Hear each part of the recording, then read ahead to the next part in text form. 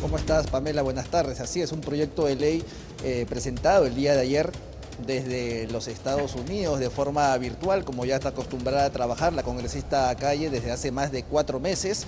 Y lo que mencionan los congresistas esta mañana es de que quizás el proyecto en el fondo tiene algo de sentido porque busca reducir los costos en el Estado en general para no gastar de más, algo que el Congreso ha hecho bastante en los últimos tiempos, pero indican de que el proyecto pierde un poco de seriedad cuando es presentado por una congresista que no trabaja de forma presencial hace más de 4 meses y que pues no está cumpliendo su rol de representante de la ciudadanía aquí en el Parlamento. Entonces los congresistas como el congresista Montoya, el congresista Paredes, el congresista Edwin Martínez indican de que el proyecto pues debería ser sustentado de forma presencial por la congresista, que explique un poco más a qué se debe esto, que pueda dialogar con los demás parlamentarios para llegar a un consenso y contribuir con ideas, pero teniendo en cuenta que es una congresista que no se acerca al Palacio Legislativo hace más de 4 meses y que bueno, tiene a su personal trabajando acá, quienes sí implican un gasto para el Estado, pues claro, ellos minimizan un poco el proyecto y lo toman con poca seriedad. Pero el proyecto tendrá que ser discutido en el futuro y veremos si es que se logra algún consenso.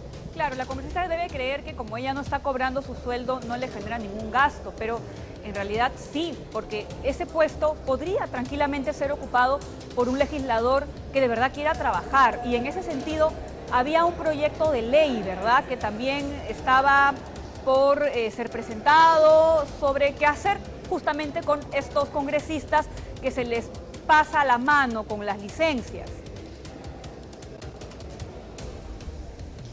Así es, hay iniciativas para evitar el tema de las licencias personales prolongadas en el tiempo, ¿no? Y uno de esos proyectos es del congresista Soto de la bancada Alianza para el Progreso, que menciona que las licencias por índole personal serán máximo de 7 días. Y que luego de esto pues tendrá que tomarse en cuenta las ausencias, las faltas para los descuentos correspondientes. Una medida que también para algunos es un extremo, porque 7 días consideran que es muy poco tiempo, pero esto se tendrá que debatir. Incluso el ex oficial mayor del Congreso, José Sebasco, indicó de que quizás el tiempo prudente sería 3 meses y de lo contrario será sustituida por el accesitario. Pero esto tendrá que ser discutido aún y obviamente es una situación que genera polémica.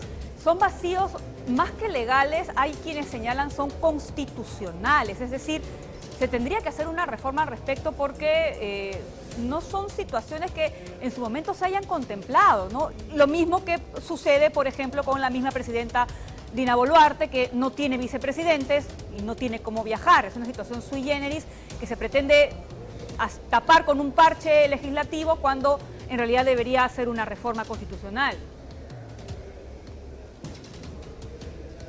Así es, Pamela, desde que empezó el gobierno del señor Pedro Castillo en julio del 2021 se han dado una serie de escenarios nunca antes vistos en nuestro país, para lo cual nuestra legislación no está preparada. Ningún legislador en el pasado había imaginado estas situaciones únicas en la historia republicana del Perú, que pues ha puesto en aprieto hasta los más expertos juristas del Perú para poder analizar la situación que se vive en el país, porque son situaciones realmente que nunca antes habían vivido y, como bien mencionas, podría ser el escenario perfecto para una reforma política que se viene hablando desde hace años, pero que no ha terminado de concretarse de la forma más óptima.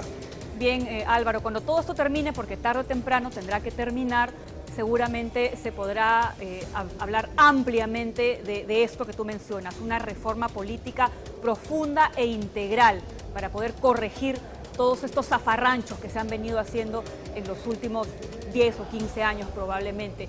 ¿Qué más? ¿Qué más nos espera en esta jornada en el Congreso de la República, Álvaro? Bueno, se promulgó finalmente la norma que establece que el Congreso va a elegir a su procurador, como bien habías mencionado minutos atrás, y esto tiene una implicancia grande porque ya el procurador del Congreso no va a rendir cuentas ante la Procuraduría General del Estado. Antes lo hacía, ahora será totalmente autónoma y en todo caso rendirá cuentas al Congreso o en el caso del Poder Judicial, al Poder Judicial. Es un cambio significativo que ahora se va a aplicar. Y como también habías mencionado, el propio Ministerio de Justicia había observado ya esta norma en diciembre del año pasado, es decir, el propio Ejecutivo estaba en contra de la norma que ahora el gobierno ha promulgado. Una situación particular, pero en el Congreso es unánime, hay un consenso en que el procurador del Congreso tiene que ser elegido por el propio Congreso.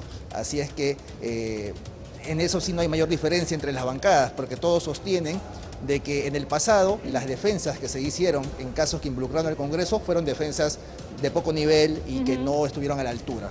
Claro, para que la gente lo entienda un poco, Álvaro, el procurador efectivamente es una suerte de abogado, de defensor de la institución. Pero, ¿qué pasa si son los mismos congresistas, los interesados, ¿no?, en elegir a su defensor? Entonces, posiblemente no se defienda la institución, sino el interés de quien puso a esa persona en el cargo. Así es, se cuestiona que los intereses personales, los intereses políticos de ciertos grupos predominen y se impongan antes que la defensa de la institución del Parlamento como tal. Eso es lo que se cuestiona. Y también se cuestiona el hecho de que el Congreso está acumulando bastante poder, porque eligen a los magistrados del Tribunal Constitucional, eligen al defensor del pueblo, eligen al Contralor General de la República, una serie de funcionarios de alto nivel y ahora también a su propio procurador. Nacional, claro. Pareciera que hay un desbalance de poder. Sí, sí, por supuesto que sí. Así es. Es algo que formará parte seguramente de un próximo debate sobre las reformas que se tengan que hacer también en ese sentido.